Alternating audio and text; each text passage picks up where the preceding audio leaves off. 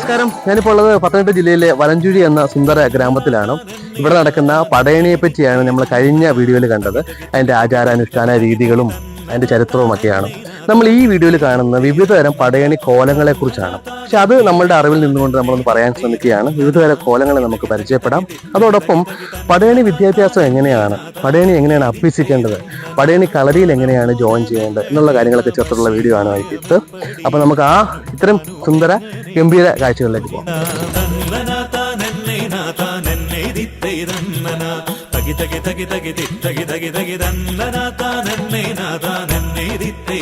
പടയണിയിലെ ഒരു പ്രധാന കോലമാണ് കാലൻ കോലം.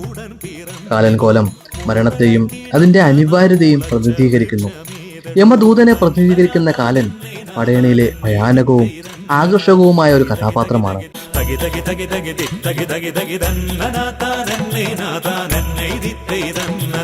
കാലങ്കോലത്തിന്റെ ഒരു സങ്കല്പം തന്നെ മാർക്കണ്ഡേയ പുരാണവുമായിട്ട് ബന്ധിപ്പിച്ചാണ് കാലങ്കോലത്തിന്റെ സമ്പ്രദായം നിൽക്കുന്നത്.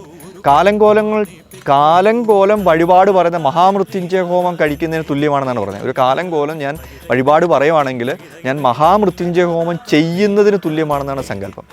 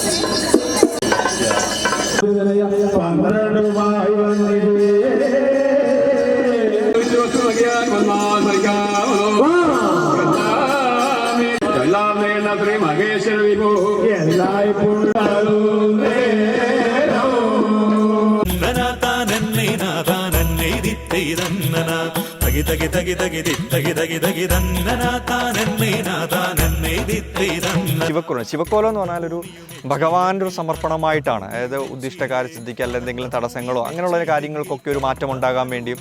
പിന്നെ ചിലരുണ്ട് എനിക്ക് എന്ത് ചെയ്തിട്ടും എനിക്ക് മാറണില്ല, എൻ്റെ ജീവിതത്തിലെ ഒരു തടസ്സങ്ങൾ മാറുന്നില്ല. ദേവാദിദേവനാണ് ഭഗവാൻ പരമശിവൻ. അപ്പം ആ ഒരു സങ്കല്പത്തിലാണ് ഭഗവാനോടുള്ള സമർപ്പണമായിട്ടാണ് ശിവക്കോലങ്ങൾ കളങ്ങളിൽ തുള്ളി വരാറ്.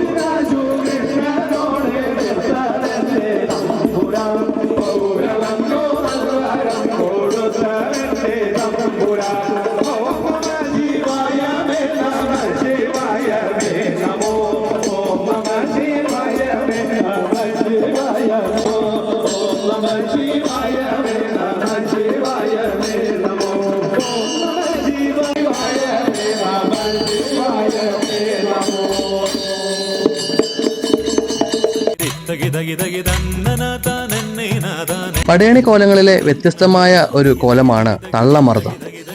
ഉഗ്രരൂപിണിയാണെങ്കിലും മാതൃഭാവം, സ്നേഹം, കരുതൽ എന്നിവ ഈ ദേവതയുടെ മുഖമുദ്രയാണ്. ആയുരാരോഗ്യവും രോഗവിമുക്തിയും ഈ കോല സമർപ്പണത്തിലൂടെ നമുക്ക് സാധ്യമാകുന്നു.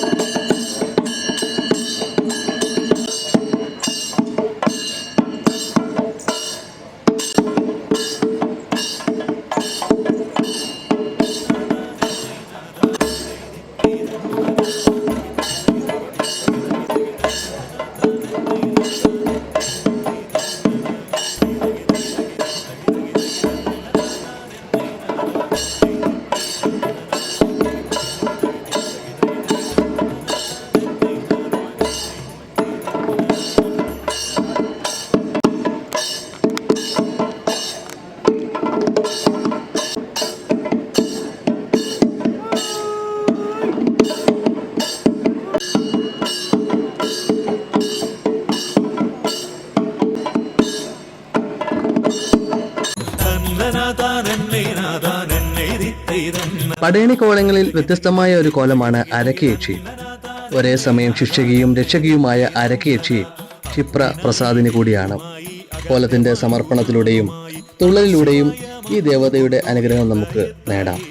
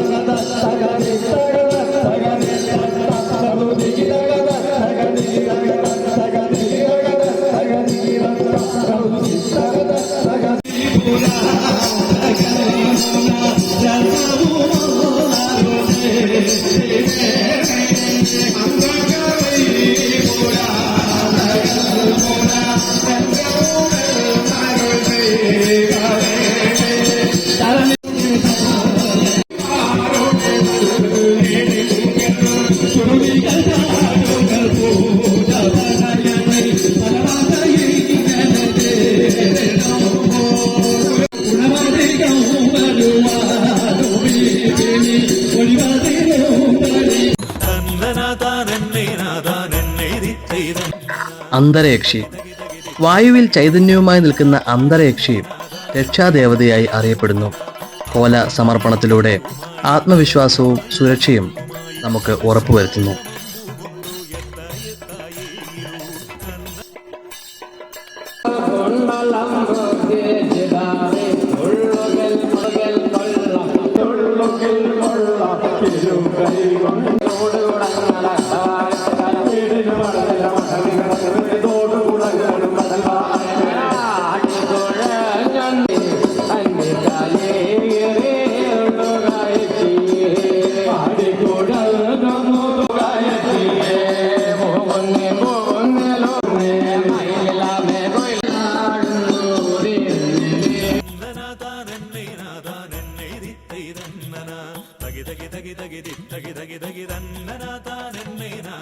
ഗണപതി കോലം.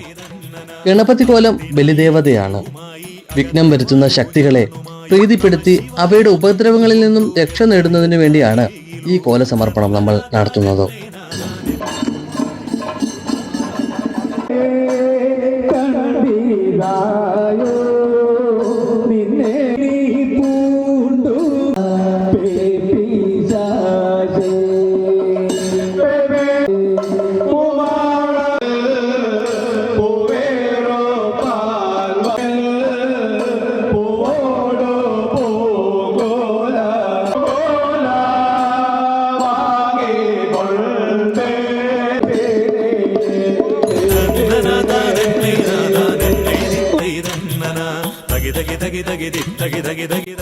പടയണി കോലങ്ങളിൽ വ്യത്യസ്തമായതും മനോഹരവുമായ ഒരു കോലമാണ് പക്ഷിക്കോലം. പക്ഷി വൃക്ഷ ദേവതയാണ്. കുഞ്ഞുങ്ങൾക്ക് പക്ഷിബാധയിൽ നിന്നുള്ള പൂർണ്ണമായ മോചനമാണ് ഈ കോല സമർപ്പണത്തിലൂടെ സാധ്യമാകുന്നത്.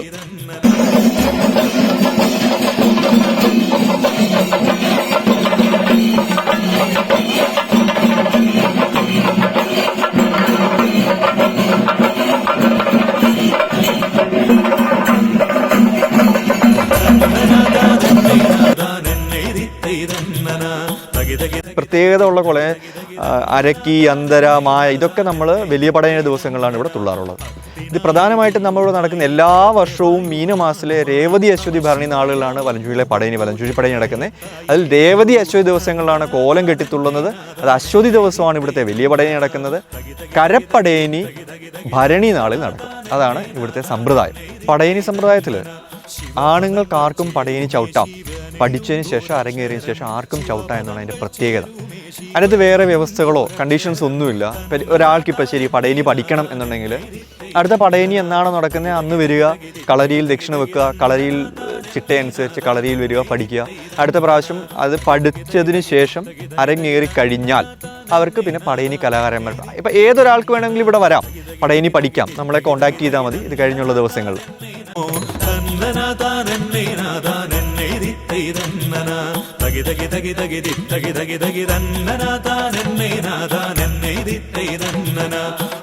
ായി വില്ലുമായി അകത്തെ വായു ഞാണുമായി നമ ശിവായ മമ്പു കൊണ്ടു എത്തായേലൂ നന്നനാ താനെന്നെ നാഥാനെന്നെ